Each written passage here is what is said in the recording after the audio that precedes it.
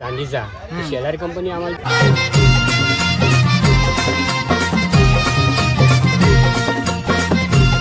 नमस्कार मित्रांनो, पुन्हा एकदा स्वागत करतो तुमचं माझ्या यूट्यूब चॅनलमध्ये आपटा कोलीवाडा ब्लॉग्समध्ये. आणि आज व्हिडिओ बनवण्याचं कारण म्हणजे आमची इथं बापदेव आहे, तिथं पूजा आहे आणि संकष्टी पण आहे. तर आपण जाऊया देवलात, पाया वगैरे पकडू, भजन चालू आहे. तर चला मित्रांनो, आलो आहे देवला जवळ. आपण दर्शन घेऊया आता आणि दर्शन घेऊ आणि जाऊ बापदेवला जवळ.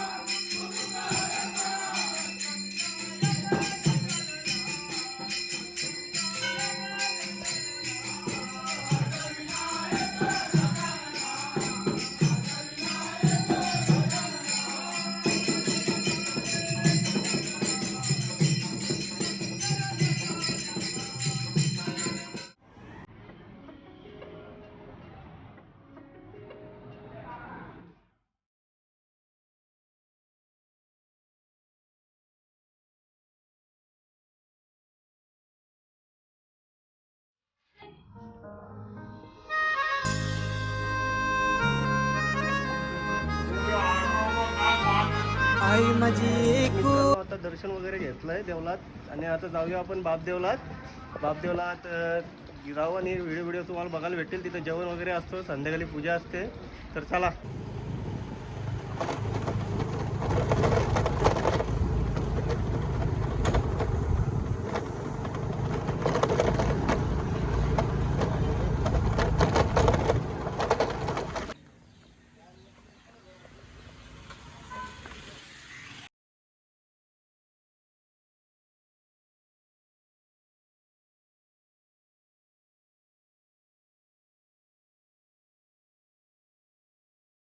तर मित्रांनो, पोचलोय बापदेवलामध्ये आणि बँडवाले गेलेत बापदेव आणायला.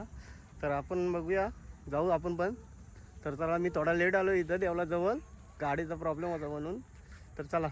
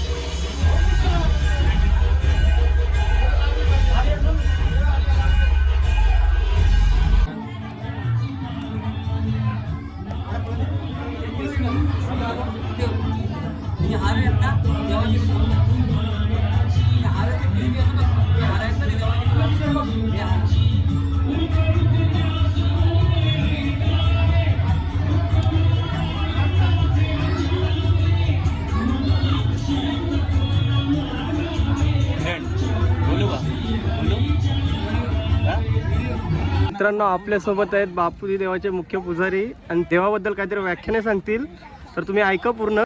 माझे नाव रमेश सकाराम तेलवणे. माझी पिढी ही तिसरी आहे. अगोदर आजोबा होते, नंतर वडील होते आणि नंतर आमच्याकडे आले. तर आमच्याकडे देवाची सकाळची पूजा, झाडलोट आणि संध्याकाळची दिवाबत्ती वगैरे असते. तर अजून पण ते चाललेलं आहे. आणि बापूजी देवस्थान आहे हे स्वयंभू आहे पहिल्यापासून. आमच्या गावामध्ये किती जरी संकट आले तरी ते लोकांना इथल्या स्वप्नात येतात, सांगतात की सावध राहा. जेव्हा महापूर गावात आला त्यावेळेस देऊळ जुनं होतं आणि इथे आमच्या घंटा भरपूर होत्या, लाकडाला बांधल्या होत्या. अचानक ते हे झालं, पाण्यामध्ये वाहून गेल्या. त्या रावा साईड आहे तिथे त्या अडकल्या. तिथला एक कोळी होता, तो असाच नदीवर गेला होता. मच्छी पकडायला जाळ्यामध्ये. हां, मच्छी वाढायला तेव्हा त्याला ते दिसल्या वाहताना. मग त्यांनी त्या तसंच अडकून ठेवून दिल्या आणि त्याला मग तो झोपला. त्याला रात्री झोप येत नव्हती, पण झोपतमध्ये असेच त्या रूपामध्ये एक महाराज म्हणून असे गेले. त्याला सांगितले काय झोपलंच का? तो हो बाबा काय. मग त्याला ते हे नाही झालं म्हणजे. तेव्हा तो बोलला की असं माझ्या देवाने सांगितलं की अशाच्या माझ्या ज्या घंटा आलेल्या आहेत त्या आपट्याच्या आहेत आणि आपट्याची पूजारी आहे तिथपर्यंत तू पोचव म्हणून. तर तो बोलते आलं, मी अजून हात नाही, पण तू घेऊन जा, स्वतः घेऊन जा, आपट्याला घेऊन जा. असे पुजारी आहेत म्हणून सकाराम तेलवणे आहेत. मग ते पुजारी म्हणून नाव सांगितलं त्यांनी की ह्याच्यावर त्यांच्याकडे घेऊन जा. मग तो आला सकाळचा आमच्याकडे की सकाराम शेठ गोपाळ तेवढे कोण आहेत, बापूजी पुजारी करतो, म्हणजे माझे वडील होते. मग तेव्हा काय झालं तर अशाच्या घंटा आहेत. मग त्यांनी त्या घंटा होडीमध्ये वाहून सगळ्या आणल्या आणि देवाजवळ ठेवला.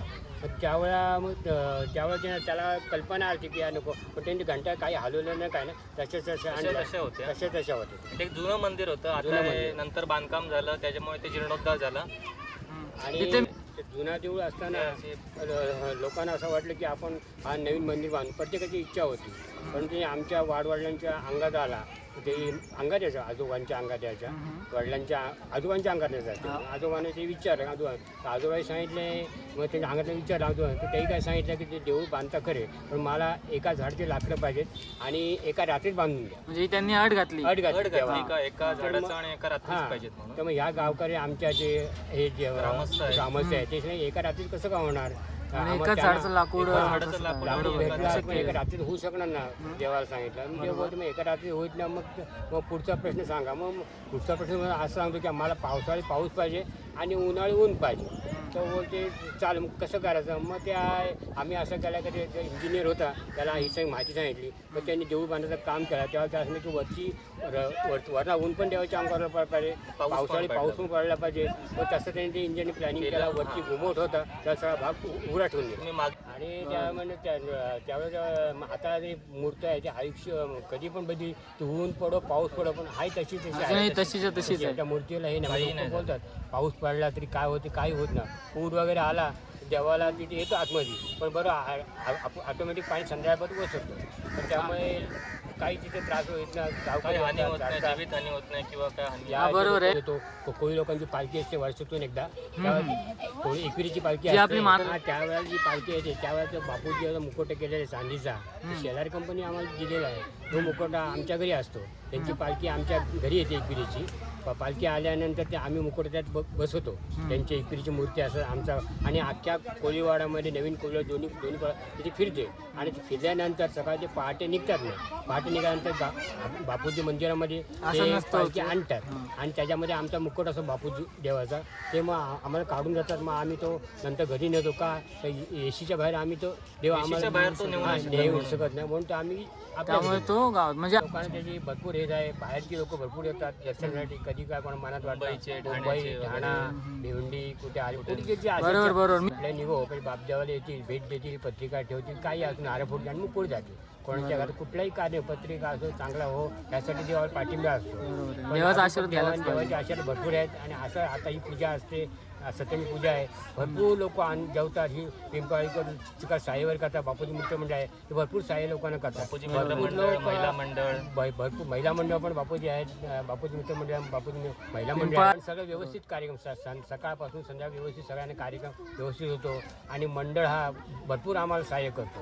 हा बापूजी मित्र मंडळ आहे हा भरपूर सहाय्य करतो. अजून पण ते करते. पाऊस पाणी असो काय असो धुवाल बुवाल असं मग अजून पण तेही त्यांच्या मनामध्ये आहे आणि असंच चालू हेच पण आम्ही देवाला सांगतो सगळ्यांना सुखी ठेव आणि आनंदाने ठेव करा प्रत्येक. ठीक आहे धन्यवाद काका. बापूजीदेव महाराज की जय. तर मित्रांनो नमस्कार. आलं तयारी वेरी करून वाजल्यात संध्याकाळच्या 8 आणि आता पूजा वगैरे झाले. जेवण पण चालू होईल तर तुम्ही बघा पूर्ण व्हिडिओ. तर चला. तर मित्रांनो हे कालिका मातेचं देवस्थान आहे. कोणाला माहीत नसेल बहुतेकांना गावातल्यांना तर बघा तुम्ही.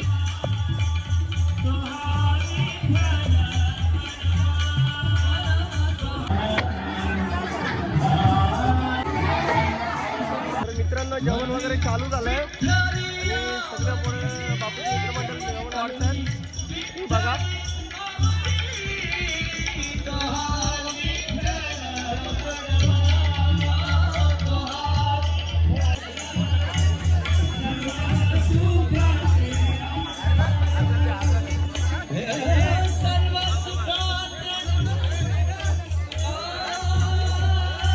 बघू शकता पापड वगैरे चालतात.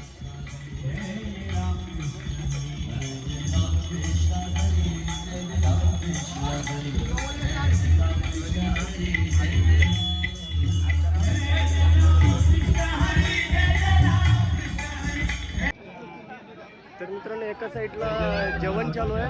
इकडं जेंट्स आणि इकडं लेडीज आणि इथं देवळासमोर भजन चालू आहे. तर तुम्ही भजन पण बघा पूर्ण. चला. तर मित्रांनो त्या साईडला जेंट्स लोकांचं जेवण चालू आहे आणि या साईडला लेडीज लोकांचं. तर तुम्ही बघा पूर्ण.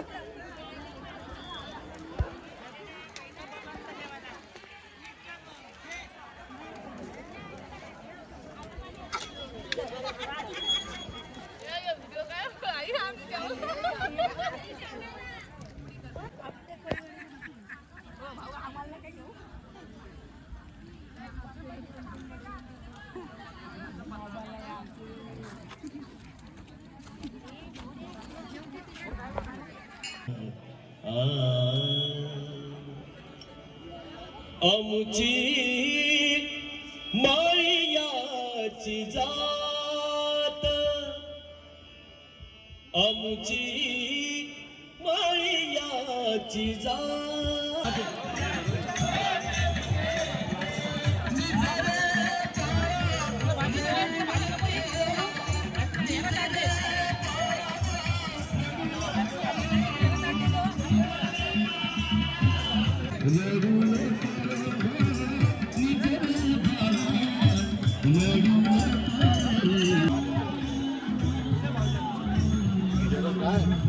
व्हिडिओ काढते. मित्रांनो बापदेवला चितनं आलोय आणि आता आलो देवलाजवळ आल्यावर समजलं का ते श्री गणेश ब्रॉडबँडचे 18 वर्ष पूर्ण झालेत तर सेलिब्रेशन करतात. तर तेही तुम्ही बघा. तर चला. केक आणलाय आणि फटाके आणलेत सगळं घेऊन आलेत. तुम्ही बघतातच आपल्या ब्लॉकवर. आणि आज आपला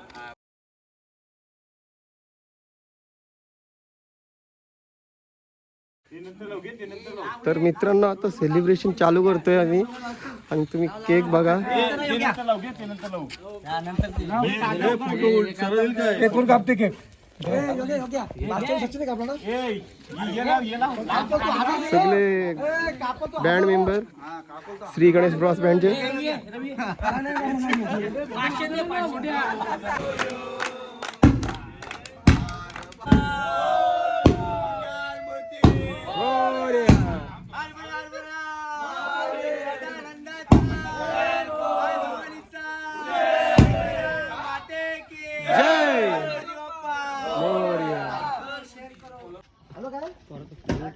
तर मित्रांनो बर्थडे सेलिब्रेशन झालंय. बघू शकता मेंबर कमी आहेत थोडे, अर्धे कामाला गेले, जॉबवाले पण आहेत, जॉब पण करतात आणि बँड पण वाजवतात. 18 वर्ष खूप स्ट्रगल केलंय प्रत्येक माणसानी. आणि यंग आहेत ओंकार, भोईर, विघ्नेश, शेलार. तर मित्रांनो सेलिब्रेशन झालंय आणि चाललोय घरी आता. आणि नेक्स्ट व्हिडिओमध्ये भेटू लवकरच. आणि व्हिडिओ आवडली असेल तर लाईक करा, सबस्क्राईबर करा आणि कमेंट नक्कीच करा. तर चला बाय.